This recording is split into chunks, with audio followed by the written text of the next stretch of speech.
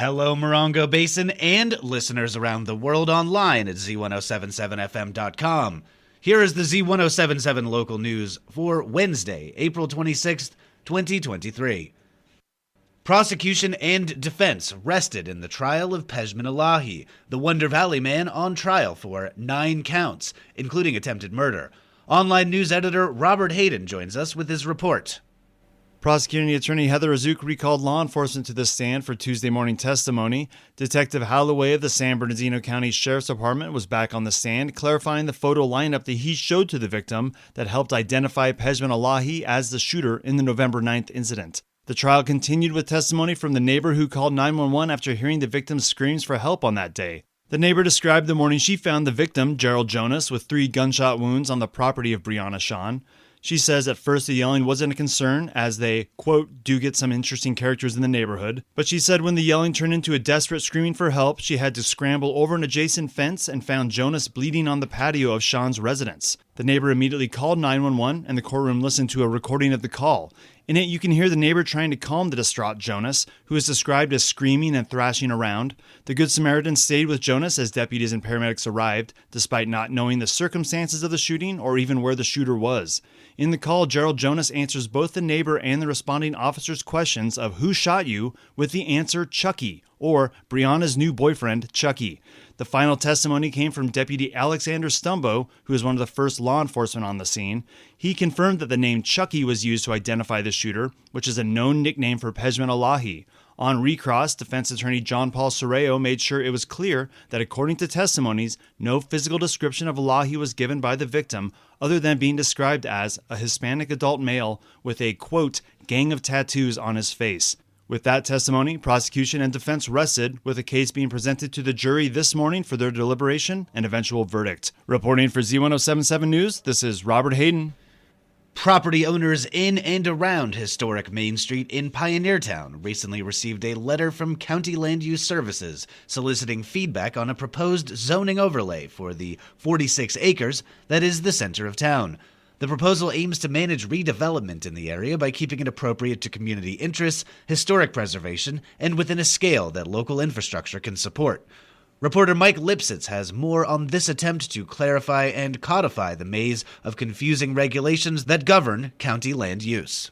On the table and awaiting approval by county planning is the culmination of years of planning, research, and community input headed by local resident and architect Ben Loescher. He calls it an attempt to turn the county's easily ignored community action guides into binding land use regulations. Loescher was instrumental in Pioneertown's listing on the National Register of Historic Places and wants to maintain the development and character that earned that listing. He says the overlay is a big deal for Pioneertown and provides a model for other areas like Joshua Tree, where resource scarcity has replaced long-term planning with an approach that looks at an area when a development proposal is made. The proposal, background, photos, and frequently asked questions are online at pioneertown1946.org. Reporting for Z107.7 News, this is Mike Lipsitz. Last night's meeting of the 29 Palms City Council featured citizen appointments to both housing and wastewater committees, a 2-year budget report, and a lively conversation on the proposed wastewater treatment plant and pending sewer plan. Reporter Heather Clisby has details.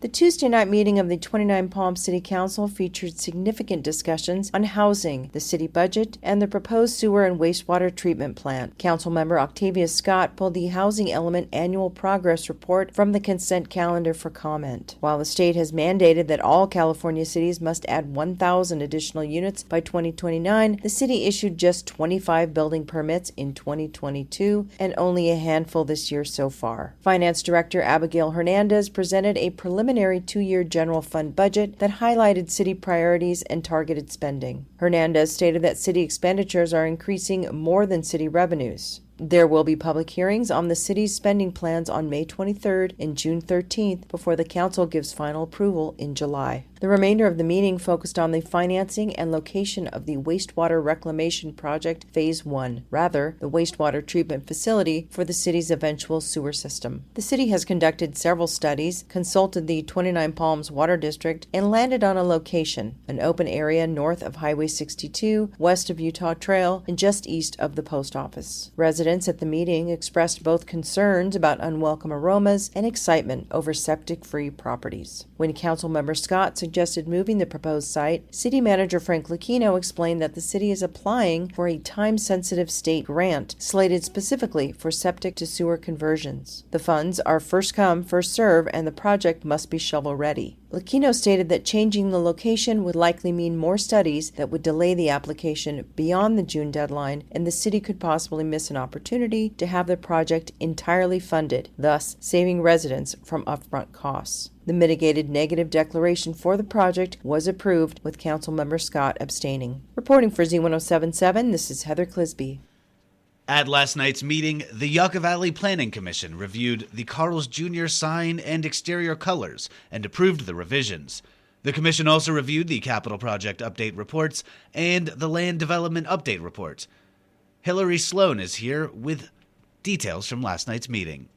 At last night's meeting, the Planning Commission reviewed and approved a permit for the exterior color change at 55684 29 Palms Highway and postponed a temporary use permit for Valley Pipeline. Staff updated the commissioners on the Onaga Trail Project, the first phase of the Old Town Parking Project, and the Highway 62 Landscape Beautification Project. Plans for the renovation of Essex Park are in the works. The Yucca Valley Aquatic Center needs county approval, which is in the discussion stages. During the land development report, staff said Star Cafe is working through its building permit, and Quick Quack Car Wash has broken ground. Employment applications for Planning Commissioner and the Revenue Oversight Measure Commissioner will be accepted until 5 p.m. today. For more information, see this story at Z107.7fm.com. Reporting for Z107.7, this is Hillary Sloan. Last night, the Morongo Unified School District Board of Trustees met for their regular meeting at Joshua Tree Elementary. Assignment reporter Gabriel Hart was in attendance and has the recap for us today. Last night's MUSD meeting was packed with over 120 attendees, much of whom were MTA members showing their solidarity for the impending labor negotiations. A certificate of appreciation was presented to 29 Palms Elementary itinerant behavioral instructional assistant Samantha Seipel, who led the board with the Pledge of Allegiance. MTA President Amber Hansen spoke, quote, in the spirit of joy, celebration, and collaboration, representing the rousing turnout of MTA members. Director of Secondary Curriculum Isaac Morales gave a presentation on the 5-year DODEA grant, a $500,000 grant given to MUSD to help transition military-connected students. Stacy Smalling and Jason Bolt gave a brief overview of the MTA-MUSD Sunshine Proposal, urging the board and attendees for their support. Board President Kathy Nelson announced a new expedient format to the board meetings, where all agenda items would be covered in one vote from board members, unless otherwise contested. All agenda items were passed unanimously by the board. Reporting for Z107.7, this is assignment reporter Gabriel Hart. The 29 Palms United Methodist Church has food available this morning for those who need assistance.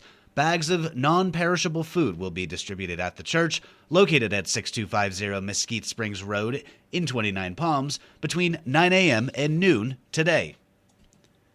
Later this morning, directors at the Joshua Basin Water District will convene for a special meeting and workshop. Reporter Mike Lipsitz rejoins us to tell you what's on the agenda. At 11:30 this morning, one of the first items of business will be to administer the oath of office to the district's newly appointed Director for Division 2, David Fick. The only other item on the agenda is a workshop session entitled Emergency Management Training. Today's meeting is at the district office on Choita Road in Joshua Tree. The public may attend in person or remotely via the Zoom platform. Instructions for remote attendance may be found with this story at Z107.7fm.com. Reporting for Z107.7 News, this is Mike Lipsitz.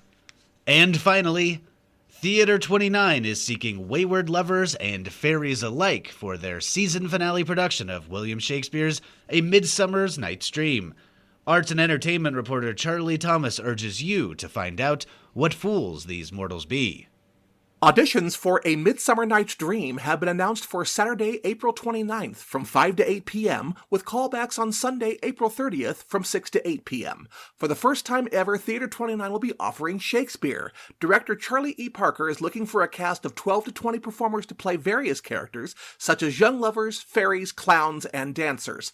This production will utilize blacklight and UV-reactive body paint, makeup, costuming, and sets. Come be a part of this groundbreaking, innovative production. Even if you've never tried acting before or you think you don't know how, anyone can act, and it is so fun. Even if you think Shakespeare is boring and stuffy and scary, it's not. Full details are available at theater29.org/auditions. Reporting for Z107.7, this is Arts and Entertainment reporter Charlie Thomas.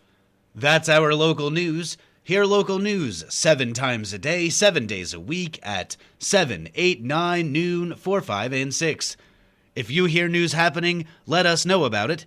Email us at tips@z1077fm.com. Reporting for the Morongo Basin News Leader, the award-winning Z1077 Local News, I'm Jeff Harmetz.